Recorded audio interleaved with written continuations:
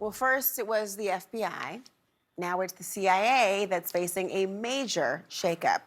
America's spies agency is being offered sweeping buyout. That means every CIA staffer can quit in exchange for about 8 months' pay.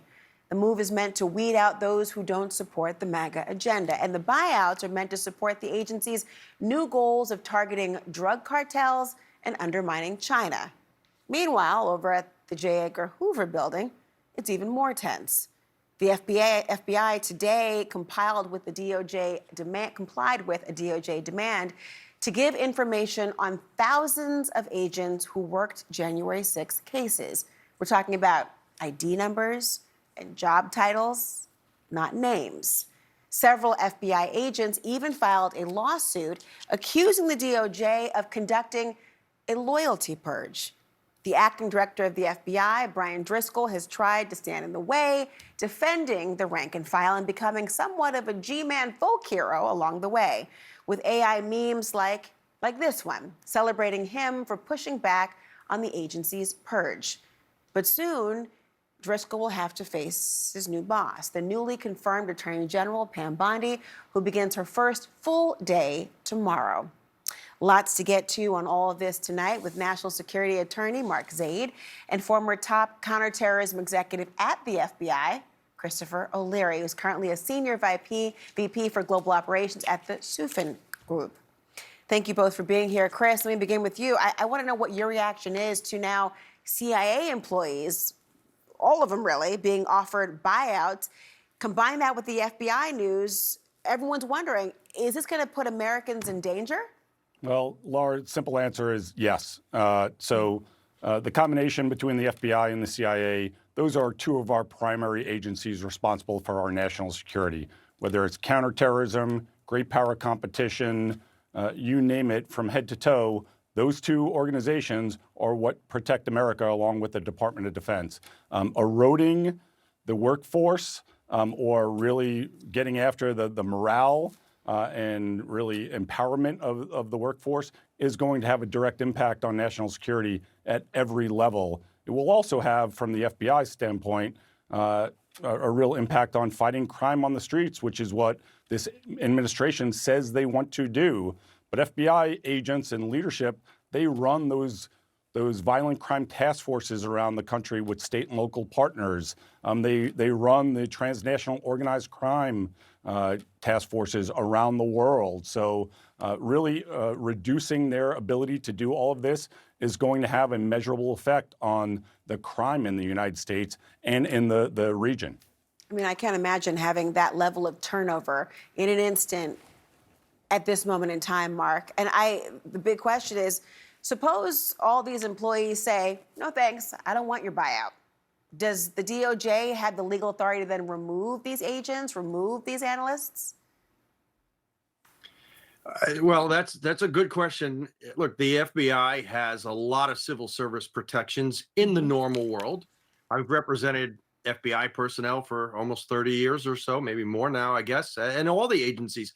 And I mean, even at the agencies where the director could actually legally remove someone without any due process, and that does exist at a number of the agencies in statute, in regulations, they don't do it. I've had one case in 30 years, and I've never come across another because all the agencies have always believed in due process.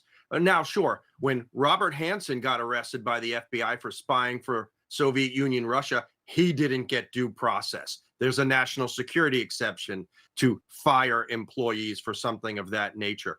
But for working on an assigned criminal matter that was prosecuted across the United States for attacking the Capitol, and yet somehow you get fired for that with no due process. I mean, even if you just get fired for that with due process, that's just not the system we're used to, nor should we tolerate. Well, Mark, I mean, you went from hearing about one to you may have scores, frankly, of members of these organizations who are looking for representation. You represent a number of the FBI agents already.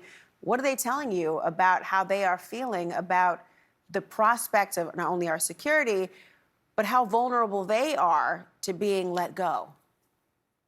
Well, I can say not just from the FBI, since obviously those buyout offers have gone to many agencies, they are demoralized.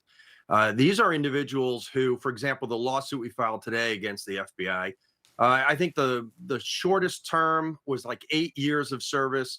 A couple were over 20, almost a quarter of a century. At all of the agencies, when they woke up to get an email from OPM that was, if you read it, just insulting, was basically saying, look, we don't really need you any longer. If you want to take the buyout, good riddance. And these are really dedicated public servants who are not partisan. I have no idea how they voted Republican, Democrat. They don't care either.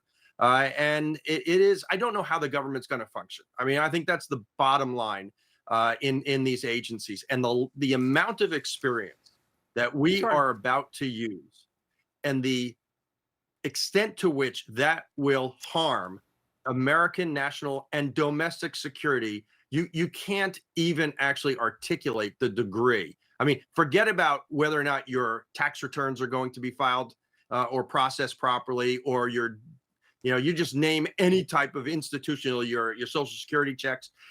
You know how slow things go in the government in a normal time? You can imagine when there's, 10%, 20%, 30% less workforce. Chris, I mean, just hearing that, it makes my head keeps shaking, looking to think about how this could be viewed internationally, how people would be able to share information with us, the trust in the absence, frankly, a dearth at that point of institutional knowledge, and cases that are ongoing that have nothing to do with January 6th whatsoever. You got the acting FBI director, Chris, Brian Driscoll. He has become something of a kind of hero for the FBI's rank and file. And in fact, he initially refused to give the names of the agents to the DOJ. And then he released this video today. Watch. We will never take our eyes off of our mission, protecting the American people and upholding the Constitution. Because at the Bureau, we're focused on the work. And people we do the work with, our partners, and the people we do the work for, the American people. You actually worked with him. How do you think he's handling what, frankly, is an unfathomable position? So Brian is the best of us in the FBI. He's a humble professional who made an incredible reputation based on his work and his courage and his bravery and his humility. And that's all being demonstrated in front of all of us right now. Along with Rob Kassane, the acting deputy director, they both have incredible operational experience. Nobody's ever heard of them before. They have not really spent much time in headquarters because they have been in the field protecting this country. Brian is doing what he would have done on any Friday when he stood up last Friday. He's being a leader. He is, carrying out justice with integrity and strength and courage, and that's what we should expect in our leaders.